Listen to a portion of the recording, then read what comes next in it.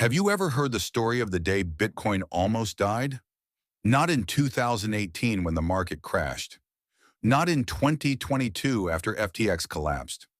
I'm talking about a moment way back in 2010 when a single line of code almost killed Bitcoin forever. And for a few terrifying hours, it was basically worth zero. Welcome to the forgotten story of the 2010 Bitcoin hack, the day Bitcoin's survival hung by a thread. In August 2010, Bitcoin was just a baby. The price? Just a few cents. The community? A small group of cypherpunks and programmers scattered across online forums. No big exchanges, no institutional investors, no billion-dollar headlines. Just a handful of enthusiasts mining coins on their laptops, and one mysterious creator known as Satoshi Nakamoto. But in this fragile early stage, disaster struck. On August 15th, 2010, something strange happened in block 74,638 of the Bitcoin blockchain. A hacker discovered a flaw in Bitcoin's code and used it to do the unthinkable. They created 184 billion Bitcoin out of thin air. Yes, billion with a B. Remember, Bitcoin was designed to have only 21 million coins. Ever. That hard limit was the foundation of its value. Scarcity. Digital gold. And in one single attack, that foundation shattered.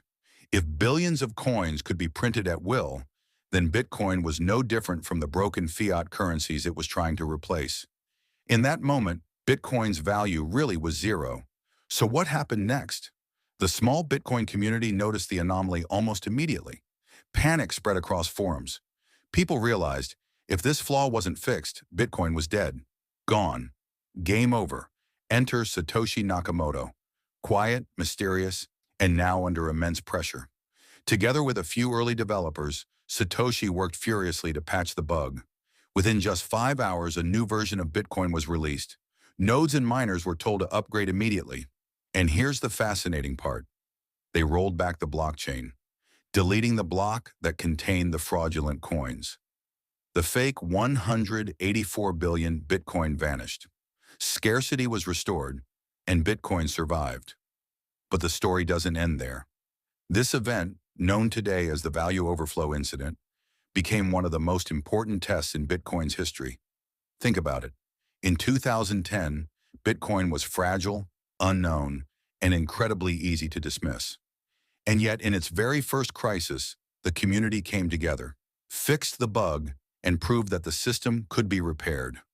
Without governments, without banks, without central authority. It set the tone for what Bitcoin is today.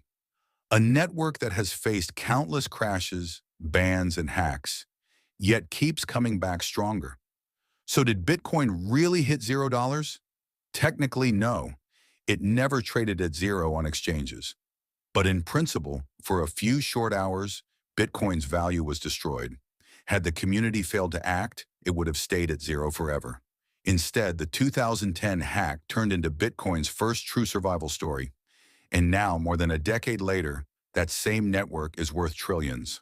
All because, back in 2010, a tiny group of developers refused to let it die. So the next time someone says Bitcoin is just a bubble, remember, it's already been to the edge of destruction, and it survived. What do you think? Would Bitcoin still exist today if Satoshi and the community hadn't fixed that bug? Drop your thoughts in the comments below.